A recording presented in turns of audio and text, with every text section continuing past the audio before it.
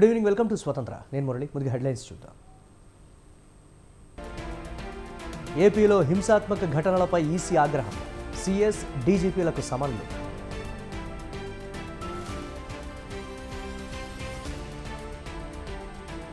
రిజర్వేషన్లపై కాంగ్రెస్ నేతలు దుష్ప్రచారం చేశారు. తెలంగాణలో బీజేపీకి బ్రహ్మాండమైన ఫలితాలు రాబోతున్నాయన్న కిషన్.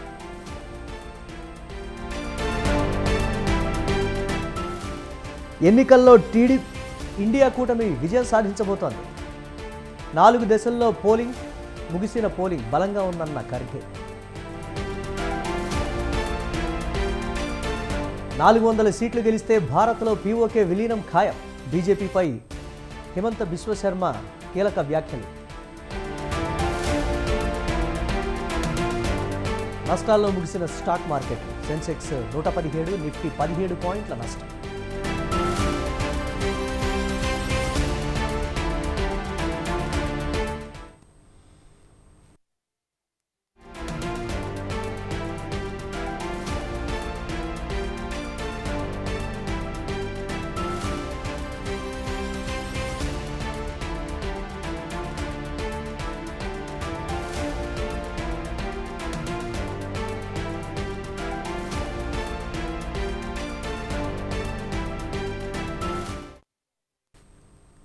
ఆరు గ్యారంటీలను అమలు చేయలేక సీఎం రేవంత్ డైవర్షన్ పాలిటిక్స్ చేస్తున్నారని బీజేపీ తెలంగాణ అధ్యక్షుడు కిషన్ రెడ్డి విమర్శించారు.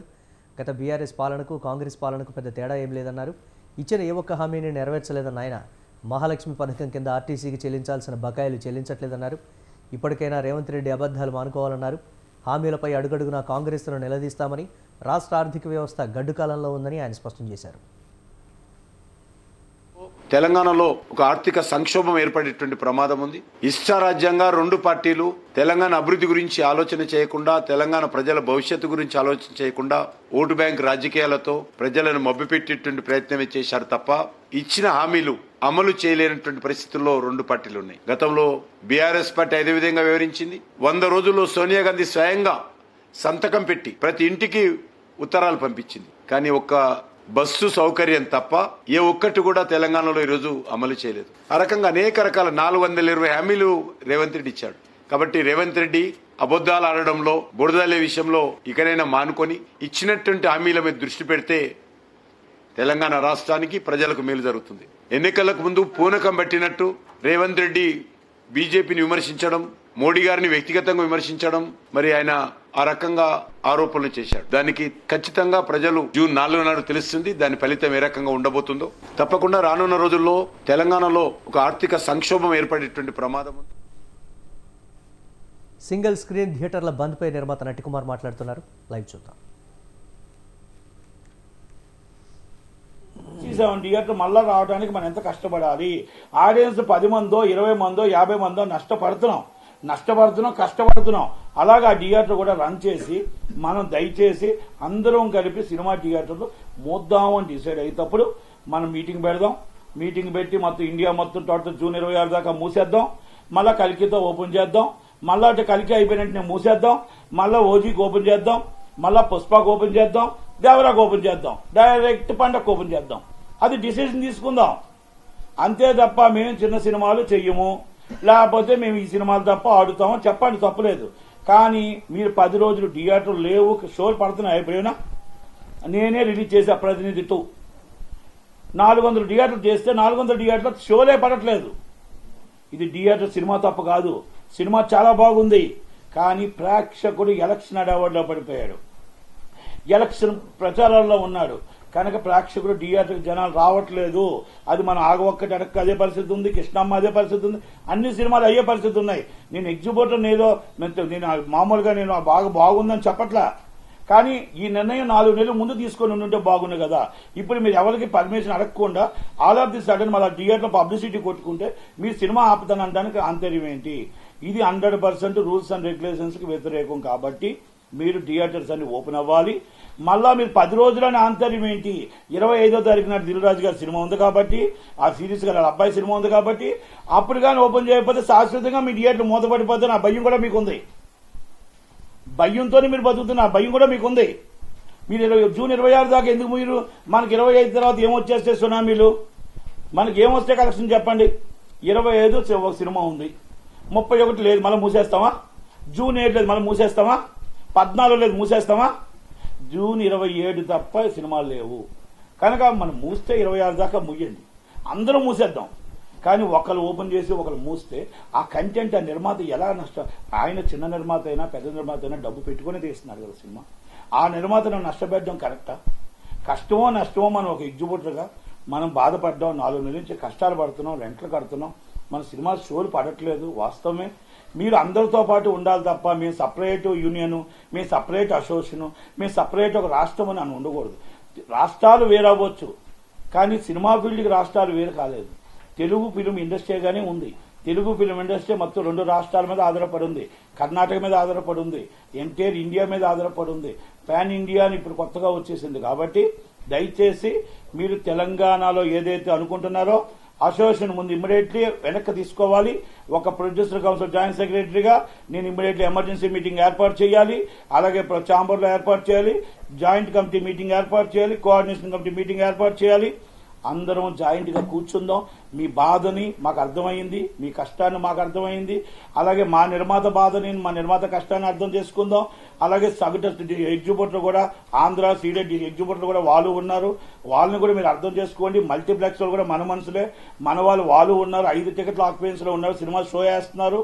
నష్టాల్లో ఉన్నాం, అది వాస్తవం. పెద్ద సినిమాలు రాకపోవడం వాస్తవం. ఎలక్షన్స్ అవ్వచ్చు, ఇంకోటి అవ్వచ్చు, కొన్ని సినిమాలు అండర్ ప్రొడక్షన్ ఉండడం అవ్వచ్చు. కానీ మనం భరించి బతుకుతున్నాం కనుక మీరు ఒక్కలే ఆపేస్తే సినిమా ఇండస్ట్రీ ఆగదు. మొత్తం ఆగితే సినిమా ఇండస్ట్రీ ఆగుతుంది. క్యూబ్ రేట్లు పెరిగిపోయి, యూఎఫ్ఓ రేట్లు పెరిగిపోయి, డిజిటల్ రేట్లు పెరిగిపోయి, పబ్లిసిటీ అన్ని పెరిగాయి. కానీ మీరు ఒక్కరు ఆగితే ఇండస్ట్రీ ఆగుతుందా? కనుక దయచేసి మీరు థియేటర్లు ఇమ్మీడియట్లీ రీఓపెన్ చేయాలి, అనౌన్స్ చేయాలి. విజేందర్ రెడ్డి గారు మీకు తెలుసు, అన్ని తెలుసు మీకు, మేము వేరేగా మీకు చెప్పాల్సిన అవసరం లేదు. మీరు విభజించి పాలించొద్దండి. మీరు ఆంధ్ర తెలంగాణ సీడెడ్ మీ కోఆర్డినేషన్లో అన్నింటిలో మీరు ఉన్నారు. మీరు ఈసీ మెంబర్గా ఉన్నారు, ప్రతి దాంట్లో మీరు ఉన్నారు. మీరు మమ్మల్ని అందరినీ కూడా సంప్రదించకుండా, all over Andhra Pradesh Telangana ceded ఎగ్జిబ్యూటర్లు సంప్రదించకుండా, డిస్ట్రిబ్యూటర్లు సంప్రదించకుండా, ప్రొడ్యూసర్లు సంప్రదించకుండా మీరు ఎలా ఆల్ ఆఫ్ దిస్ ఒక అసోసియేషన్ నిర్ణయం తీసుకుంటుంది? తెలంగాణ ఛాంబర్ ప్రెసిడెంట్ సునీల్ గారు, ఆయన్ని ఒక మెజార్టీ థియేటర్స్ ఉన్నాయి, శిరీష్ గారు మెజార్టీ థియేటర్స్ ఉన్నాయి. పెద్దలు వాళ్ళైనా చెప్పాలి కదా. మళ్ళీ 25 ఎలా ఓపెన్ చేస్తారు అంటే మీరు 25 ఓపెన్ చేస్తారంటే మేము 25 దాకా ఆగాలా? మళ్ళీ లేకపోతే మేము ముయ్యాలా? అంటే ఎవరి కాలు విడిపోదామా? కాదు కదా. అందరం కలిసి ఒక నిర్ణయం తీసుకొని ఆ నిర్ణయానికి కట్టుబడి ఉందాం. నిర్ణయాన్ని ఒకసారి మీటింగ్ పెడదాం, రేపు మార్నింగ్ మీటింగ్ పెట్టి ఆ తప్ప ఒప్ప చేద్దాం. 4 నెలల నుంచి మీరు చెప్తున్న ఆక్యుపెన్స్ లేవు, ఇది 4 మంత్స్ నుంచి లేవు. ఇప్పుడు షోలు పడ్డాయి, ఇవాళ నిన్న పడ్డాయా, మొన్న పడ్డాయా? ఎక్కడ పడ్డాయి షోలు? ఎక్కడా పడట్లేదు. ఆక్యుపెన్స్ తక్కువ ఉంటుంది. కానీ 4 నెలలు ముందు తీసుకునే నిర్ణయం మీరు ఇప్పుడు 10 రోజులకి తీసుకోవడం నిర్ణయం ఏంటని అడుగుతున్నా. అదేనా ముహూర్తం ఉందా? ఈ 10 రోజులకి మనం ఏమైనా చేస్తామా? కాదు కదా. అందుకే మనం దయచేసి ఇది కరెక్ట్ కాదు, ఈ నిర్ణయం కరెక్ట్ కాదు, ఇది చెప్పడము కరెక్ట్ కాదు. కాబట్టి ఎగ్జిబ్యూటర్స్ అసోసియేషన్ తెలంగాణ వారికి, విజేందర్ రెడ్డి గారికి నా విన్నపం, sir immediately chamber and council joint action, మీరు ఈసీ మెంబర్ గా ఉన్నారు, మీరందరూ ఉన్నారు, అందరూ బాలగోవిందరాజు గారు అందరూ మీరందరూ ఈసీ మెంబర్లుగా, వైస్ ప్రెసిడెంట్లుగా ఉన్నారు. కనుక నిర్ణయం అందరూ కలిపి కూర్చొని మాట్లాడి జాయింట్ కమిటీ మీటింగ్ పెట్టుకుని కూర్చొని మీటింగ్ పెడదాం. దయచేసి నష్టాలు అందరికీ ఉన్నాయి, కష్టాలు అందరికీ ఉన్నాయి, బాధలు అందరికీ ఉన్నాయి. చిన్న నిర్మాతను చిన్న చూపు చూడకండి, చిన్న నిర్మాతను కష్టపెట్టకండి. 4 సినిమాలు వాళ్ళు చిన్నోళ్ళైన పెద్దలు వాళ్ళ తాగత్ తగ్గట్టు పబ్లిసిటీ చేసుకున్నారు, వాళ్ళ తాగత్ తగ్గట్టు పబ్లిసిటీ వాళ్ళ పోస్టులు అంటించుకున్నారు, వాళ్ళ తాగత్ తగ్గట్టు థియేటర్లు ఎంత తక్కువ వచ్చినా ఎక్కువ వచ్చినా ఆడాలి. పెద్ద సినిమాలకే మేము థియేటర్ ఓపెన్ చేస్తాం, చిన్న సినిమాలకు ఓపెన్ చేయమంటే కరెక్ట్ కాదు. ఇది మీరు కరెక్ట్ గా విభజించి పాలించి చెయ్యొద్దు. చిన్న సినిమా ఉంటే ఇండస్ట్రీ ఉంది, చిన్న సినిమా బతుకుతేనే ఎగ్జిబ్యూటర్స్ ఉన్నాడు. మీకు పెద్ద సినిమా అనేది 100 రోజులు ఆడితే చిన్న సినిమా 265 రోజులు మిమ్మల్ని బతికిస్తుంది, మిమ్మల్ని కాపాడుతుంది, మీ థియేటర్ని చక్కగా అందంగా చూపిస్తుంది. 10 రోజులు మీరు మూసేస్తే మొత్తం టోటల్ గా ఒక అందవికారంగా తయారైపోతుంది. అదే మన థియేటర్లో సినిమా 10 మంది ఆడియన్స్ వచ్చినా కష్టం ఉన్నా నష్టం ఉన్నా భరించుకుంటూ వస్తే ఆ థియేటర్ అందంగా ఉంటుంది. ఒక్కసారి ఒక ఎగ్జిబ్యూటర్గా, డిస్ట్రిబ్యూటర్గా, ప్రొడ్యూసర్గా చెప్తున్నా, ఒక్కసారి నేను ఒకటే అనుకుంటున్నా, ఇవాళ రాత్రి కల్లా మీరు ఈ నిర్ణయాన్ని వెనక తీసుకొని సునీల్ గారు, శిరీష్ గారు, దిల్ రాజు గారు, తెలంగాణలో ఎంతమంది అయితే ఉన్నారో అందరూ కూడా దీన్ని ఒకసారి పునరాలోచించండి. చిన్న నిర్మాతను చిన్న చూపు చూడొద్దు, చిన్న నిర్మాత పబ్లిసిటీలో కొట్టుకున్నాడు కనుక వాళ్ళు ఇబ్బంది పెట్టొద్దు. సినిమా 17వ తారీఖు సినిమాలు ఆంధ్రప్రదేశ్ అన్ని కూడా రిలీజ్ అవ్వాలి, ఇంక్లూడింగ్ తెలంగాణ. కంపల్సరీ ఒకలాగానే అన్ని వ్యతిరేకించి చేస్తే ప్రొడ్యూసర్ కౌన్సిల్ నుంచి కొంచెం సీరియస్ గా యాక్షన్ తీసుకోవాలని, మళ్ళా పెద్ద సినిమాలు కూడా వాళ్ళకి ఎవరైతే మూసారో వ్యతిరేకంగా, అసోసియేషన్ వ్యతిరేకంగా పెద్ద సినిమాలు కూడా వాళ్ళ అకౌంట్ లో రిలీజ్ చేయకూడదని నేను డిమాండ్ చేస్తూ, చిన్న నిర్మాతలు సపోర్ట్ చేస్తూ, అలాగే ఎగ్జిబ్యూటర్లు అందరూ మా అన్నదమ్ములే, మేమందరం కూడా తిరిగి జరిగిందో బాధలు కష్టాలు పడుతున్నాం. దయచేసి మీరు బాధను అనుభవిస్తున్నాం, కష్టాన్ని అనుభవిస్తున్నాం. మీరు ఇంకొక 10 రోజులు ఈ కష్టం కాదనుకోండి. ఈ 4 నెలలు పడ్డ లక్షల మీద 10 రోజులు మనకి ఏమీ కాదు. దయచేసి సినిమా థియేటర్ రన్ చేసి, మీరు 25 ఓపెన్ చేసుకుంటా అంటున్నారు, 17 నుంచి రన్ చేద్దాం. రన్ చేసి 10 రోజుల్లో కష్టాలను బయటపడి అన్ని ఓపెన్ చేస్తారని మనవి.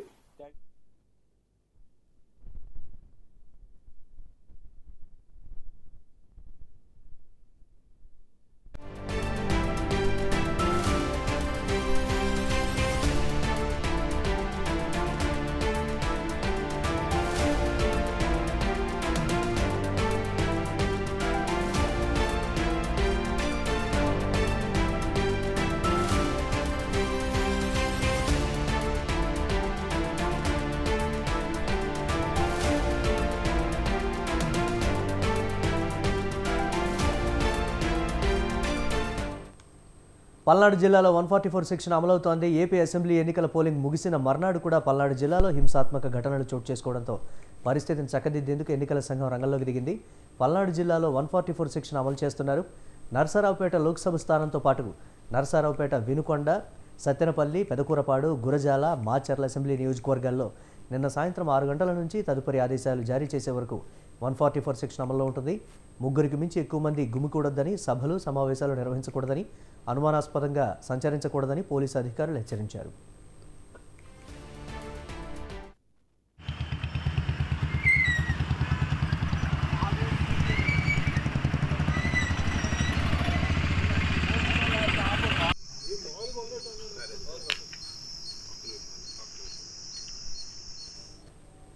ఆంధ్రప్రదేశ్లో పోలింగ్ పూర్తయిన తర్వాత కూడా పలు జిల్లాల్లో హింసాత్మక సంఘటనలు చోటు చేసుకుంటున్నాయి. పలు ప్రాంతాల్లో వైసీపీ, టీడీపీ కార్యకర్తలు గొడవలు పడుతున్నారు. పల్నాడు జిల్లాలో హింసాత్మక సంఘటనలు ఎక్కువ కావడంతో ఆ జిల్లాల్లో 144 సెక్షన్ విధించారు.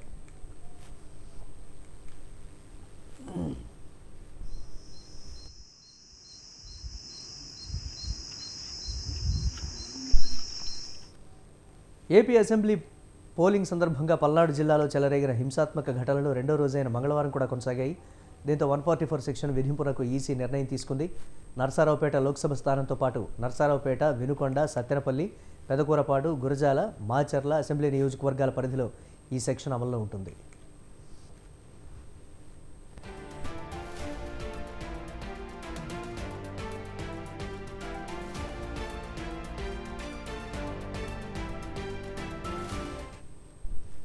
పల్నాడు జిల్లాతో పాటు తిరుపతి, చంద్రగిరి, తాడిపత్రి, ఉమ్మడి చిత్తూరు జిల్లా, ఉమ్మడి కర్నూలు, అనంతపురం జిల్లాలోని సమస్యాత్మక అసెంబ్లీ నియోజకవర్గాలపై ఈసీ నిఘా వేసింది. ఇప్పటికే సంబంధిత జిల్లా అధికారులు, పోలీస్ శాఖతో మాట్లాడిన ఎన్నికల అధికారులు ఎలాంటి అవాంఛనీయ సంఘటనలు జరగకుండా జాగ్రత్తలు తీసుకోవాలని కట్టుదిట్టమైన ఆదేశాలు జారీ చేసిందని తెలిపింది.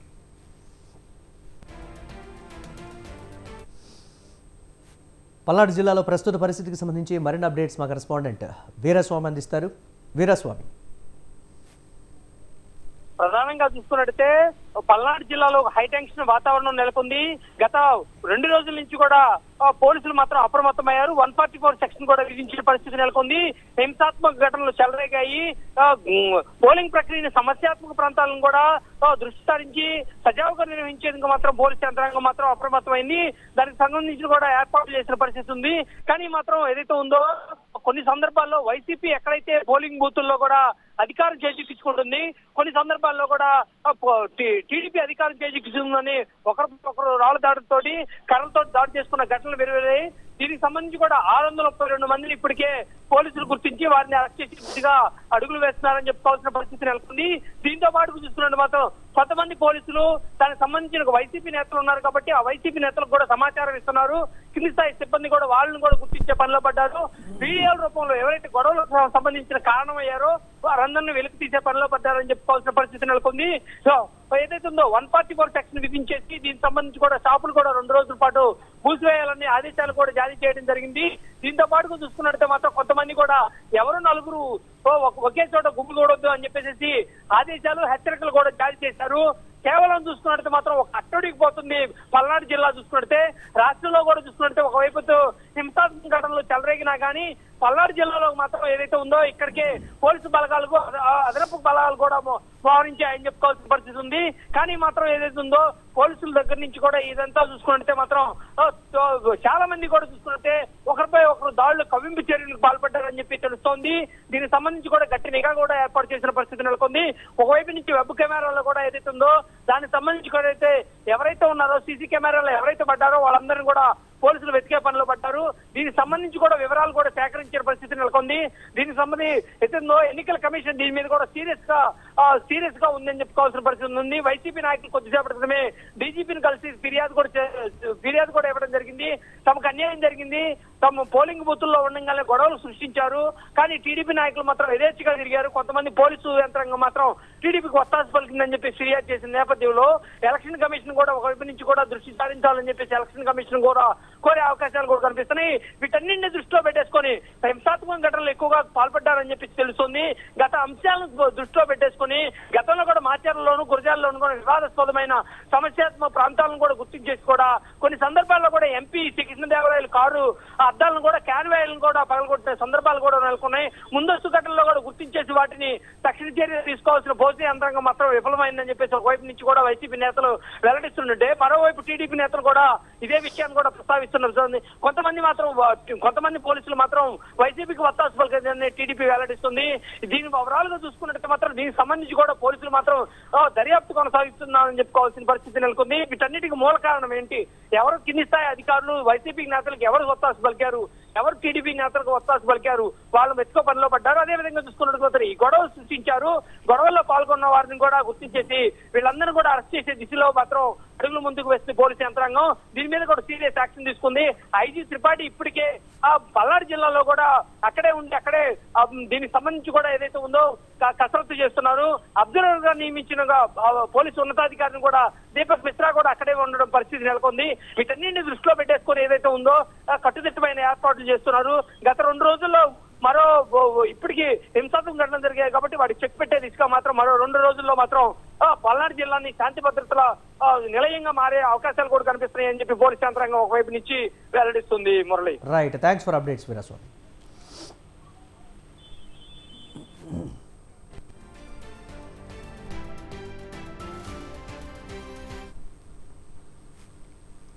ఏపీలో ఘర్షణలపై అధికార ప్రతిపక్షాల మధ్య మాటల యుద్ధం నడుస్తోంది. ఇప్పటికీ పోలీసులు అధికార పార్టీ మాటే వింటున్నారని టీడీపీ నేతలు ఆరోపిస్తే ఇంత హింస జరుగుతున్నా పోలీసులు పట్టించుకోవడం లేదని వైసీపీ ఆరోపిస్తోంది. ఏపీలో ఎన్నికలు ముగిసిన తర్వాత జరుగుతున్న దాడులపై రాష్ట్ర డీజీపీ హరీష్ కుమార్ గుప్తాను కలిసింది వైసీపీ బృందం. పోలీసులు ఎన్నికల నిర్వహణలో విఫలమయ్యారని వైసీపీ నేత అంబటి రాంబాబు ఆరోపించారు. ప్రజాస్వామ్యంలో ఇలాంటి దుస్థితి రావడం దారుణమన్నారు. టీడీపీ, జనసేన, బీజేపీ ఇచ్చిన ఫిర్యాదుల వల్లే అధికారులను మార్చారన్న అంబటి అధికారులను మార్చాక హింస జరగడం ఏంటని ప్రశ్నించారు. అధికారులను బదిలీ చేయడం వల్ల నష్టం జరిగిందన్నారు.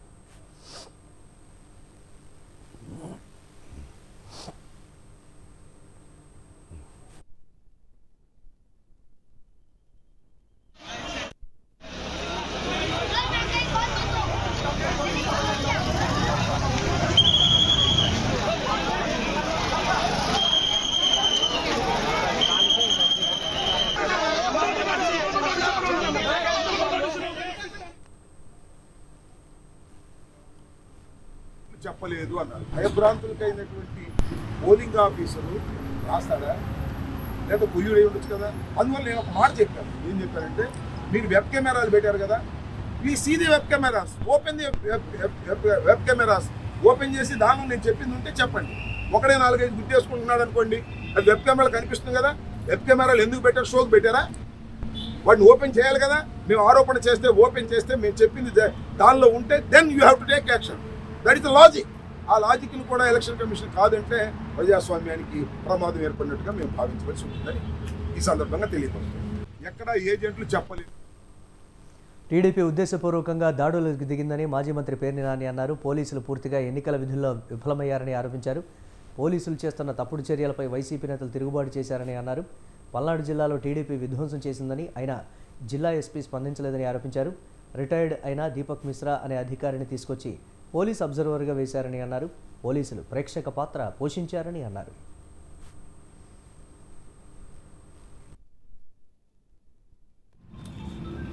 ఎన్నికల సంఘం మీద ఒత్తిడి తీసుకొచ్చి తద్వారా వ్యవస్థలన్నీ కూడా చేతబట్టుకుని ఎన్నికల వ్యవహారాన్ని మొత్తాన్ని, ఎన్నికల జరిగేటువంటి తంతు మొత్తాన్ని కూడా తెలుగుదేశం పార్టీ అపహాస్యం చేయటానికి, వాళ్ళ చేతుల్లోకి తెచ్చుకుంటానికి భారతీయ జనతా పార్టీతో పొత్తు పెట్టుకున్నట్టుగా ఇవాళ మనకి ఈ రాష్ట్ర ప్రజలందరూ కూడా అవగాహన.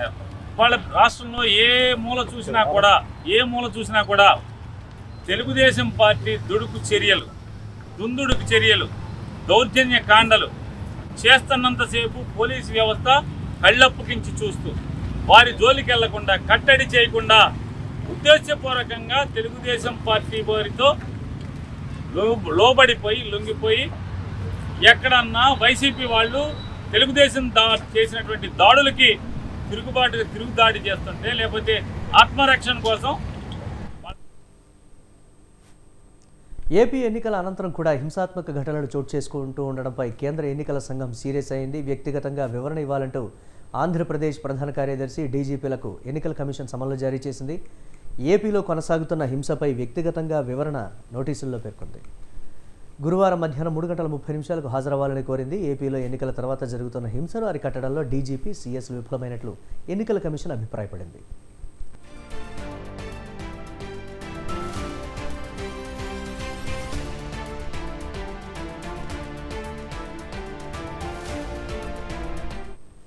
రాష్ట్రంలో ఇంకా ఎన్నికల కోడ్ అమల్లోనే ఉందని, ఇలాంటి ఘటనలు పునరావృతం కాకుండా చర్యలు తీసుకోవాలని సీఎస్, డీజీపీలను ఎన్నికల సంఘం ఆదేశించింది. ప్రజాస్వామ్యంలో హింసకు తావులేదని హెచ్చరించింది. కాగా ఏపీలో పరిస్థితులపై కేంద్ర ఎన్నికల సంఘం కమిషనర్ రాజీవ్ కుమార్ ప్రత్యేక దృష్టి సారించినట్లు పేర్కొంది.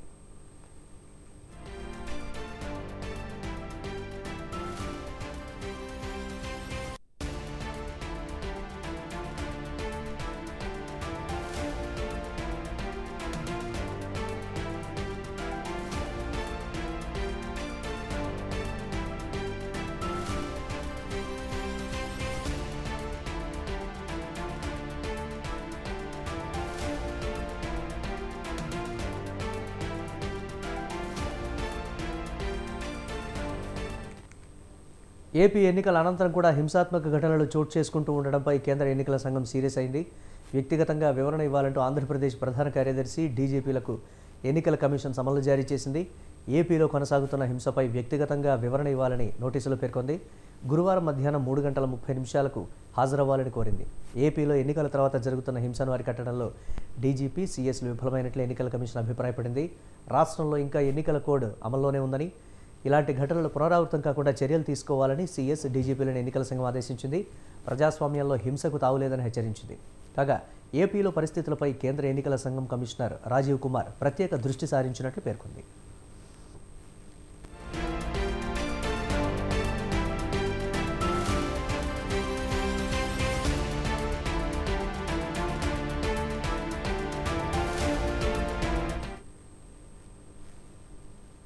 ఏపీ ఎన్నికల్లో స్పెషల్ అట్రాక్షన్గా నిలిచింది పిఠాపురం. పోలింగ్ శాతంలో రికార్డు బద్దలు కొట్టి ఎలక్షన్ వేళ అందరి చూపును తన వైపు తిప్పుకుంది. అందుకు కారణం జనసేన అధినేత పవర్ స్టార్ పవన్ కళ్యాణ్ బరిలో నిలవడమే. ఇంతకీ పిఠాపురం రికార్డు సృష్టించడానికి కారణాలేంటి? పవనోత్సాహమే అందుకు రీజనా? Watch the story.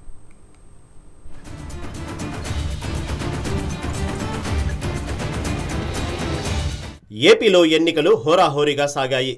జగన్ను గద్దెదించడమే టార్గెట్గా నువ్వా నేనా అన్న రేంజ్లో సమ్మర్ని మించి పొలిటికల్ హీట్ని పెంచాయి.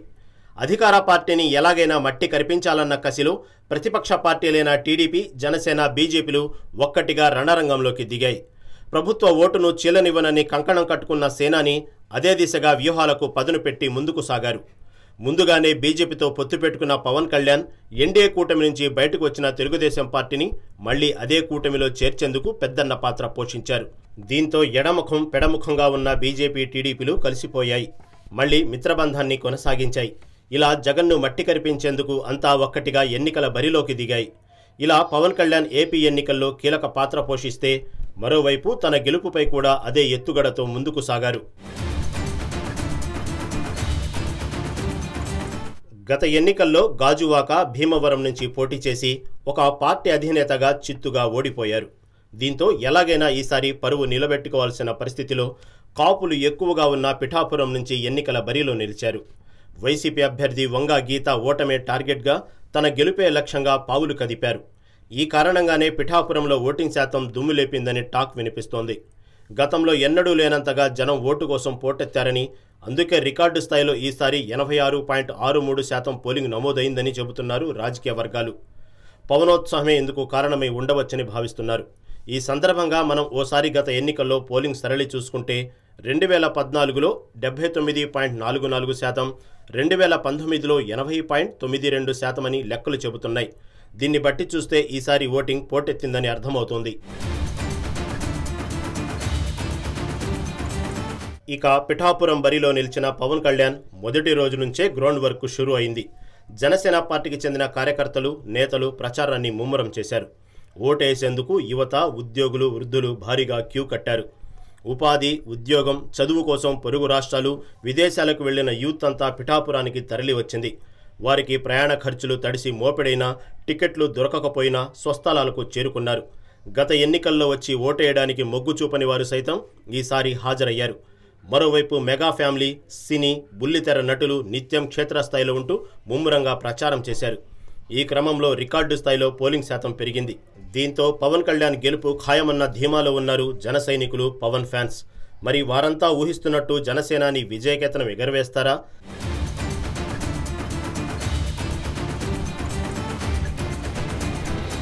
లేదంటే అధికార పార్టీ నేతలు చెబుతున్నట్టు జగన్ అమలు చేస్తున్న సంక్షేమ పథకాల కారణంగానే ఓటింగ్ శాతం పెరిగిందా? వంగ గీత గెలుపు ఖాయమా అన్నది ప్రస్తుతం ఉత్కంఠ రేపుతోంది. మరి ఏది నిజమన్నది తెలియాలంటే జూన్ 4న ఫలితాలు విడుదల వరకు వేచి చూడాల్సిందే.